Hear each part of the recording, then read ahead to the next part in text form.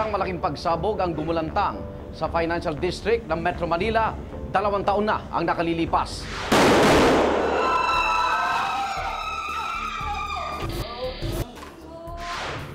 Ang magarbong mall ng Glorieta sa Makati, tila naging war zone.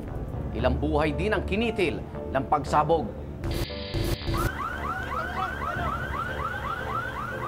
Sa pagsasaliksik ng case unclosed, aalamin namin kung ito ba isang aksidente o resulta ng kapabayaan.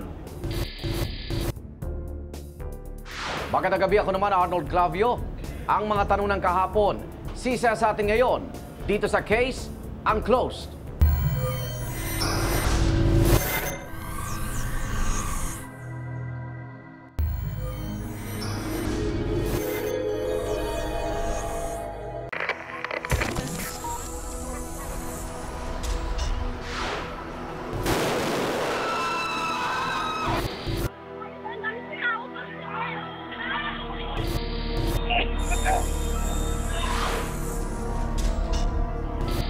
Taong 2007 noong October 19, nang maganap ang dalawang pagsabog sa Glorieta 2, Ayala Central sa Makati.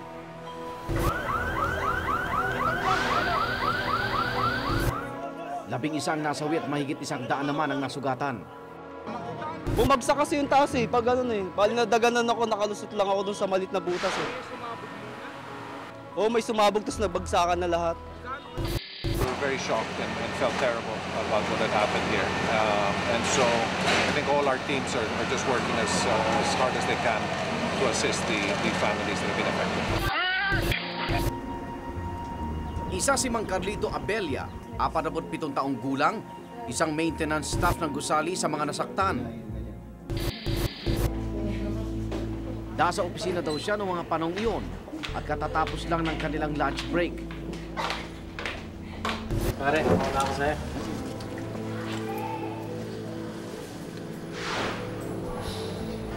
Habang kinukuha ko yung mga damit ko, pagdating ng 1:30, hindi ko may inaasahan hanggang pag-shoot ko pag-beach ko ng uniforme ko ng green.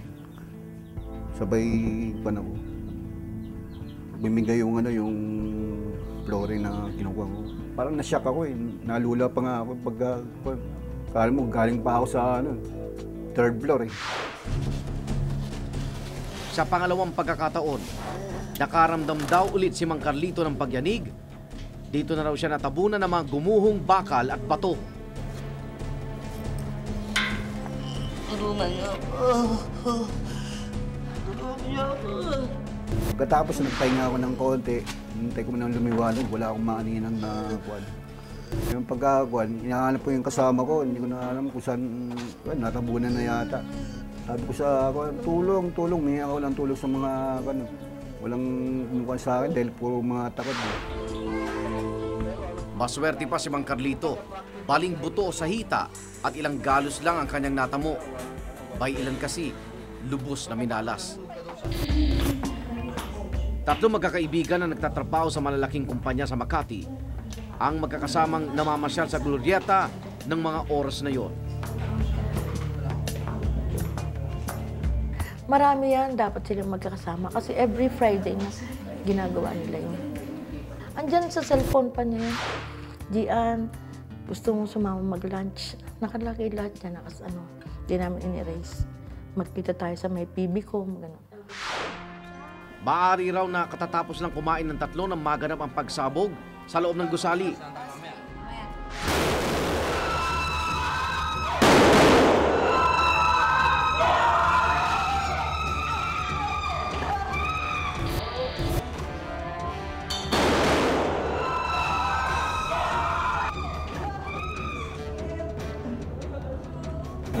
We are right now conducting search and recovery retrieval operations for the possible live victims. Sa gitna ng kaguluhan, hindi raw pumasok sa isipan ni Aling Zenaida, ina ni Nino Cesar, na may nangyaring masama sa kanyang anak. We have 33 who are wounded dito sa Hospital ng Makati. Nakaupo ako dahil naayos din. Marami kong inaayos-ayos eh. Isa yung nadinig yung pangalan ni Nino. Nino, Cesar, Bedamo. Bedano pa nga ang sabi eh. Sabi ko, anak ko yun. Nagsisigaw na ako, pero hindi ko pa alam kung patay siya o one of the injured kasi nga pangalan lang niya narinig ko. Sa isang text message naman, nalaman ni Aling Jeanette ang sinapit ng kanyang anak na si Gian. Hello? Anak? Totoo bang nangyari kay Gian? Ano? Hindi. Sabi ko, anak, anong nangyari sa kapatid nyo? Sabi niya, mami, napasama siya sa Glorieta bombing. Sabi niya, yung sumabog doon, kasama si Jing. Sabi niya,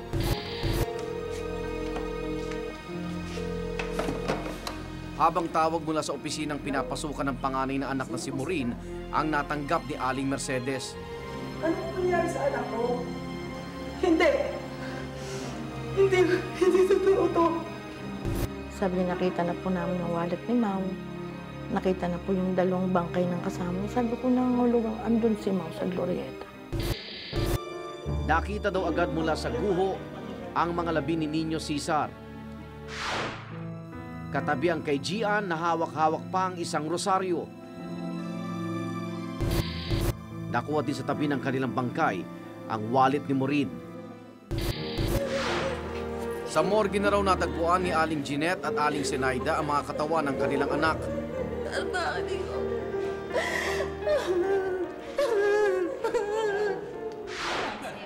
Maaari raw na nagpunta sa CR si Maureen pagkatapos kumain tulad ng kanyang nakagawian, kaya nahiwalay ito sa mga kaibigan.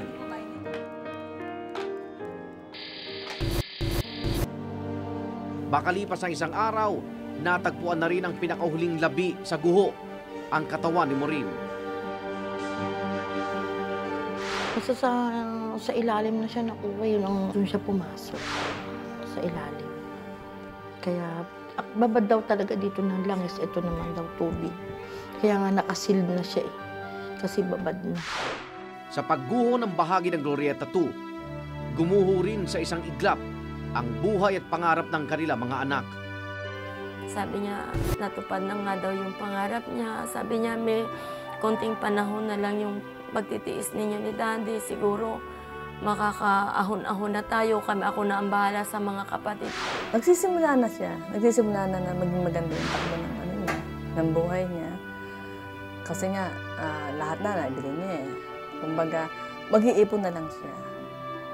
Kaya lahat pinalano niya para sa akin. Parang isang bangungot na mahirap takasan. Ito alam ni Lord John. Laki ng tampo ko sa kanya noong una. Kasi sabi ko, sobrang bait naman po ng anak ko. Sa ganyang paraan niyo kinuha.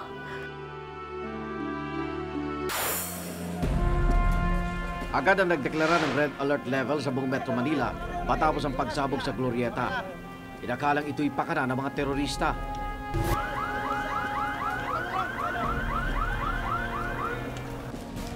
Dahil dyan, binuo ang Multi-Agency Investigation Task Force para imbestigahan ang pangyayari. Nung pagdating namin doon sa area, of course, immediately ang reaction namin is to secure the area. We tried to look for other explosive materials that could cause second explosion. We cannot speculate on whether it was a bomb. All we know is that it was a significant explosion. So we do not know the exact origin. We do not know if it was placed anywhere, and we're still looking into it. Noong January 10, 2008, inilabas na ng task force ang kanilang pinal na report. Hindi raw bomba ang sanhi ng pagsabog. Definitely, this was not caused by a bomb. We are almost certain na ang nag-cause nito ay ang methane accumulation doon or accumulation of gases doon sa basement, at ang second explosion naman ay yung diesel vapor explosion. Wala daw kasing nakitang crater o uka sa lugar ng pinagsabugan. Wala ring bomb components at bomb residue sa mall o sa balat at damit ng mga biktima.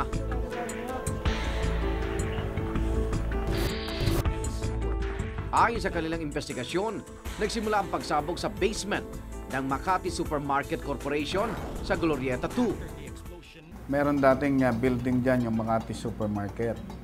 At nung nag-redesign yung Glorieta, pinagdugtong-dugtong nila yan into one component na naging Glorieta 2. At in the process, yung nag-create yung dating wastewater treatment facilities ng Makati Supermarket ay tinakpan yan at nagkaroon nga ng slab. Ang slab ang nagsilbing elevated flooring sa ibabaw ng basement at nagkaroon ng espasyo sa pagitan nito. At sa espasyong ito sinasabing naipon ng methane na nagmula sa mga sump pits sa loob ng basement. Ang sump pits ay ang dinadaanan ng human at kitchen waste na nagmumula sa gusali. Sinasabi nga automatic switch ng isang pump sa basement ang nagpasiklab at naging dahilan ng pagsabog. At ang methane explosion ay nasundan pa ng diesel vapor explosion. First explosion caused the sudden rise of temperature doon sa loob ng basement. And this rise of temperature, ito ang naging dahilan para makapag-create ng more diesel vapor inside the tank. And there was an automatic blast coming from diesel vapor. Ang pahayag na ito ng task force ay sinuportahan naman ng mga foreign experts na tumulong sa investigasyon, ang Australian Federal Police at ang Israeli expert na si David Nevo. Ngunit dismayado naman ang Ayala Land sa naging investigasyon ng PNP. Sa Senate hearing noong February 19, 2008, pinahayag ng Presidente at CEO ng Ayala Land Incorporated na si Jaime Ayala ang kanilang statement ukol sa investigasyon. Amy Ling, an expert in the assessment of fires and explosions and their causes, was hired. Your Honors, the experts we have consulted have ruled out gas and found evidence of the presence of explosives. Ayon naman sa kinomisyong Malaysian forensic expert ng mga Ayala, nakakita raw siya ng bakas ng isang kemikal na ginagamit sa paggawa ng bomba. Yung si Amy Ling, I think she came in after 2 weeks, more than 14 days. Nag-conduct siya ng kanyang swabbing dun sa area. At apparently, it proved negative. Wala siyang nakuha. And then 2 days after, she went back and lo and behold, positive, may RDX daw. Ayon sa Multi-Agency Investigation Task Force, sa kapabayaan nag-ugat ang pangyayari sa Glorieta 2. Ang sa akin naman kasi, whether it is a bomb or a methane gas, negligence na yun Diba, ba't nakapasok doon yung bomba? Kung hindi na napabayaan. In the same manner na kamukha ng methane gas. Kung talagang stricto sila sa sanitation, sa lahat-lahat, kailangan naayos din nila yon. Reckless imprudence resulting in multiple homicide, physical injuries, and damage to property ang isinabang kaso sa isa sa mga namamahala sa Makati Supermarket Corporation ng Task Force at 3 naman sa Ayala Property Management Corporation. Kasama rin ang Marchem Industrial Sales and Services. Sila ang nangangalaga ng electrical, mechanical at pasilidad sa Makati Supermarket at Glorieta 2. Sila yung nakita nating principally responsible, primarily responsible dun sa maintenance. And they were not able to do a good job of doing that. In fact, dun sa ibang ebidensya nga nating nakuha, merong nilagay na jumpers dun sa ating electrical units.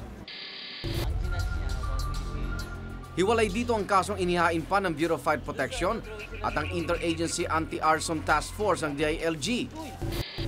Pero agad namang kinwestiyon ng mga biktima kung bakit hindi nakasuhan ang mga nagmamay-ari ng Ayala Land Incorporated. So, number 1, talaga silang dapat managot dyan, ang mga Ayala. Kaya talagang dapat dahil silang may-ari nun. Noong 11 ng Enero taong 2008, idinala nila General Tikman ang kaso sa Department of Justice o DOJ. Kaagad naman naglabas ang DOJ ng resolusyon noong April 23, 2008. Inabsuelto nila ang mga opisyal ng Ayala Property Management Corporation dahil ang Makati Supermarket Corporation daw kasi ang responsable sa pamamahala sa basement. Ang task force, particularly yung interagency task force ng DILG, they filed a motion for reconsideration. Inamin naman ng ilan sa mga nakapanayam namin na hindi sila pinabayaan ng Ayala Land Incorporated. Ngunit hangad pa rin daw nila ang hustisya para sa kanilang mga mahal sa buhay. They also executed affidavits of desistance, not to pursue the case anymore. But then they changed their mind because they believe that they were not satisfied with the monetary consideration that they received from Ayala Corporation. Sinikap ng case unclosed na makapanayam ang mga namumuno sa Ayala Land Incorporated. Ngunit hindi nila kami pinaunlakan. Ngunit makalipas ang isang taon, inalis na rin ng DOJ si Engineer Candelario Valduesa ng Makati Supermarket Corporation sa mga may pananagutan sa insidente. Hindi na binawi ng DOJ ang naunang resolusyon para sa mga namamahala sa APMC. Sana magkaroon ng justice kasi yung pagkamatay wala eh. Parang pinatay lang na wala ka man lang marinig na ang kaso tuloy. Hindi mo alam kung may kahihinat na itong kaso namin. Kinuha namin ang panig ng Department of Justice ukol dito, ngunit dahil sa nakabinbin pa ang kaso, hindi nila kami pinaunlakan para sa isang panayam. 2 taon na nakalilipas simula nang maganap ang malagim na pagsabog sa Glorieta 2. Ganito rin daw katagal tiniis ni retired Lieutenant Colonel Alan Soliano ang kanyang pananahimik. Ayaw ko na baunin yung katotohanan. Mamatay ako. Hindi malaman ng taong bayan na yung Glorieta 2 sumabog yun because of high explosives. Isa siya sa lumisponde sa naganap na pagsabog noon sa Glorieta 2 bilang head ng Explosives Ordnance Division ng Philippine Army. Ayon sa kanya, palabo na ang pagsabog ay isang gas explosion. Ang explosive kasi, high explosive pag sumabog because of tremendous pressure. Hindi kakayanin ng methane gas yun. Unang-una, walang compression na nangyari. Ang hangin kasi, ang gas kasi, kailangan mo i-compress pa yan. Siguro kung sumabog yun, ilagay natin sa tangke. Hindi ganun ang epekto niya. May natagpuan daw kasi siya sa basement na magpapatunay sa kanyang hinala. Yun ang isip ko, bakit may plastic sa ibabaw ng tangke? Yun ang ano. So there must be, yung ano na yon, yung plastic na yon, ginamit yon. Ginamit yon. I believe ginamit yon ng bomber na bago siya pumunta doon sa ilalim. Dati doon sa ilalim. That was confirmed. That plastic bag na binigay ko sa pulis, sinabi nila nag-positive sa RDX. Yung RDX is a component of C4. C4 is a plastic explosive. Moldable siya. Sa kabila ng kanyang nalaman, laking gulat daw niya nang siya'y hindi na pinayagang ilabas ang tungkol dito. Ang PNP kasi ang nagbigay ng official statement. Pero ang katotohanan na sa amin. So, the official statement can either be wrong or correct. So kami sa IOD na nahimik na lang kami. Itinuloy ni Lieutenant Colonel Soliano ang planong pagreretiro noong 2007, ilang buwan matapos ang pagsabog sa Glorieta 2. Ngunit siya naman ay nagkaroon ng malubhang sakit.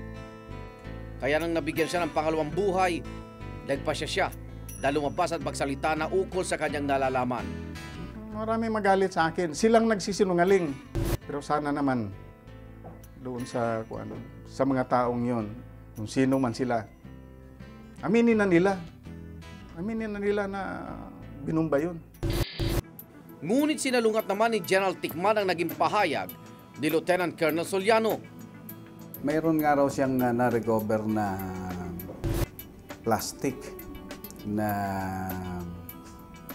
ipinresenta niya sa ating SOCO. Improper yung kanyang ginawang pagkuha ng ebidensya. Nakita kasi di umano siya, na bit yung ebidensya at ipinipresenta. Pinanindigan ni General Tigman ang lumabas sa kanilang report na suportado ng ebidensya.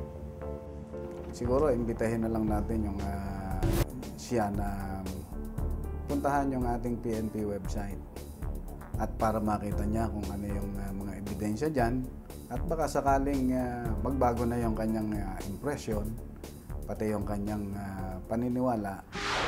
Para naman sa mga naulila ng mga biktima, nagkaroon man ng bagong teorya ang pagsabog sa Glorieta 2. Di pa rin maibabalik nito ang pangungulila nila sa nasawing kaanak. Ito sa gabi, pag matutulog na, hindi pa rin maalis yung hindi mo siya hanapin. Kasi every night dyan, bago natulog yan, papasok sa kwarto yan. Ay, gabi yan, good night, mami, love you, mami. Eh, wala ka nang marinig na yun, di ba? Isang aksidente o kapabayaan man ang naganap na pagsabog, naway makamit pa rin ang hustisyang nararapat lamang para sa lahat ng mga naging biktima. Ito isang pangyayari na hindi dapat mabaon sa limot. Sa halip, ay magsilbing aral para maiwasan na sa hinaharap. Hanggang sa susunod na Huwebes, ako naman Arnold Glavio, ang mga tanong ng kahapon. Sisira sa atin ngayon sa Case Unclosed.